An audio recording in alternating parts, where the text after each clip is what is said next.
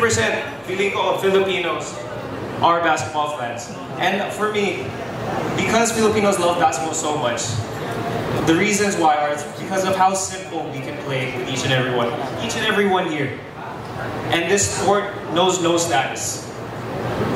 This sport is the same sport that you can play indoor basketball, and it's the same sport you can play in a makeshift court on the street with nice shoes, Jordans, Nikes, everything like that. But even with slippers, a lot of us, when growing up, minsan lang pala.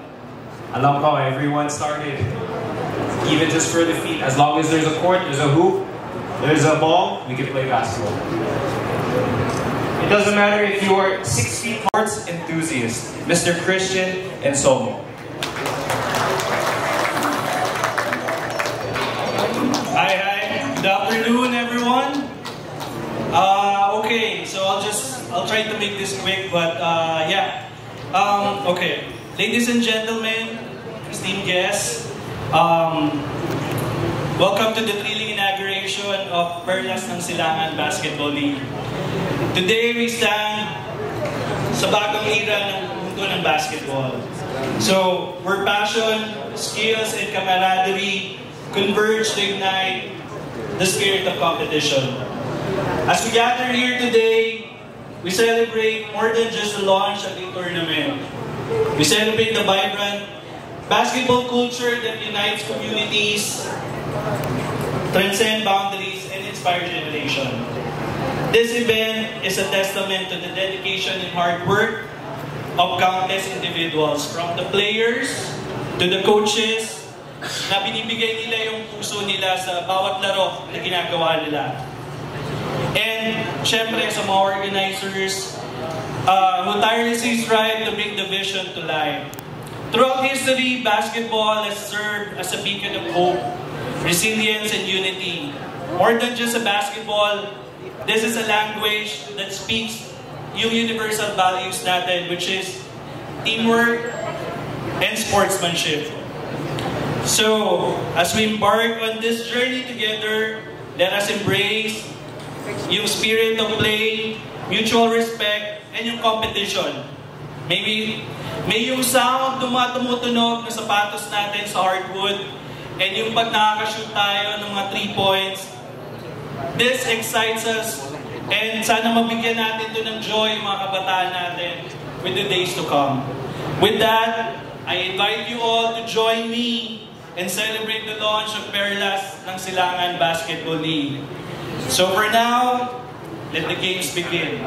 Again, ito, i-acknowledge ko lang, siyempre, we have our different divisions, diba, sa Liga 11 under, 13 under, 15 under, 17 under, the 19, 21, and of course, the open division, the 22 up.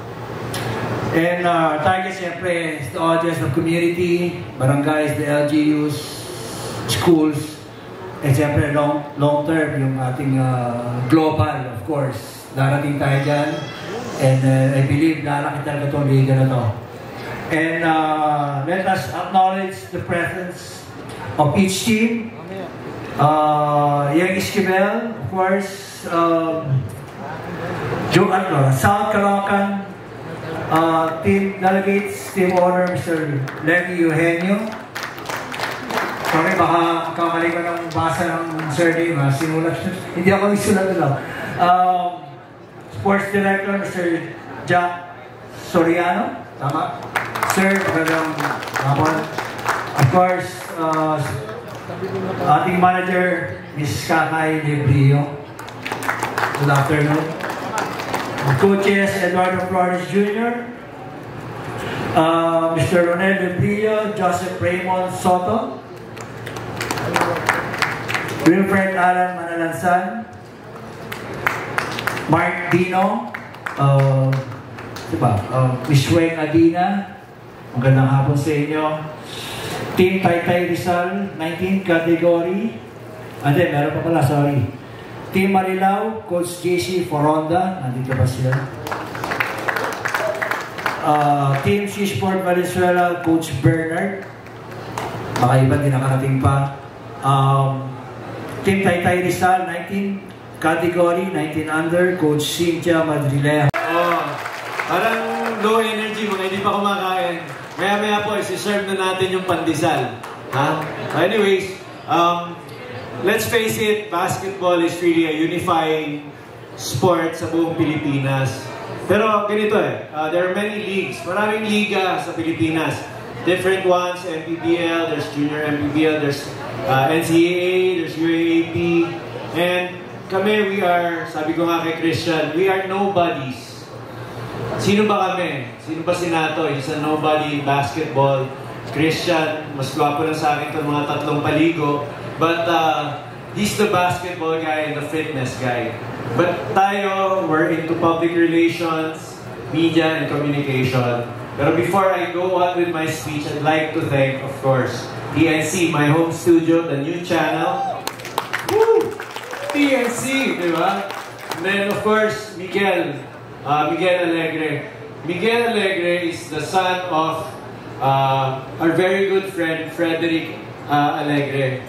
Kwento ko lang po, backstory. Dati akong Chief Operating Officer ng Globaltronics. Naupo po ako, napunta po ako sa mundo ng advertising. And Mr. B, meron kaming PBA Legends. Ganito. Marami silang charity work. Bakit maraming charity work? Sabi ko. Kasi, yung mga dating sikat na PBA players, mga people that we really idolize, meron ng sakit, meron ng, syempre, may mga na-injured, merong mga lingering diseases, or some of them have not learned to manage yung resources nila bilang at the height of their fame. She's famous ngayon sa ating mga viral videos, etc. Yung sampal o halik, di ba? Napanood ko yun Then we also have another endorser, Gigi. Where's Gigi? Yan. Of Gigi Place, I think she's, ilan ang followers mo? 4.8 million. Hello. Woo! Palapakan natin. So anyway, at the end of the day, sports teaches us competencies, skills, discipline. It teaches us, what else? A lot of other, syempre yung pressure, teamwork, unity. And all of these things are values and things we can carry to build the country. So what we're doing here is not simply building a basketball league. We're trying to reach out, abutin po natin yung mga kabataan natin na nandun sa grassroots. Players will come from the LGUs and then they will submit the list of players, the whole team to us, and then we will review and approve yung list of teams and players. Yung aside that, Brother Rodney here is God's gift to PSDL, but yeah, Nato, anything to add? Kasi alam namin, si Rodney, may isang liga rin na siya ang commissioner. To answer that, so pinaalam po natin si Commissioner Rodney. So the question is for Rodney na kay Commissioner. You're from college, superstar ka, then from pro league, naging superstar na talaga. One of the finest players. Thank you. Pati sa national team, you're a member of national. So with this kind of grassroots developmental league, ano yung nasi-feel mo rito at ano ang parang commitment mo para sa liga? Ayun, thank you again. Just want to say thank you muna kay boss, sa aking mga bosses dito dahil for having me and for trusting me as their commissioner. And yeah, sabi ko, nagpaalam ako and they see no conflict naman. And gusto tanong mo, I'm very excited and I feel them kasi doon ako nanggaling yung grassroots. Doon ako nagsimula sa may kuwayan Bulacan, sa Barangay. Yun ang kulang kasi sa atin niya. Now sa mga basketball team owners, gusto nila yung one-time, big time, they recruit from other schools, from other countries. Yan, siguro natin sa grassroots. Siguro number 1, no? Para sa PSBL, no? Ano, number 1, yan.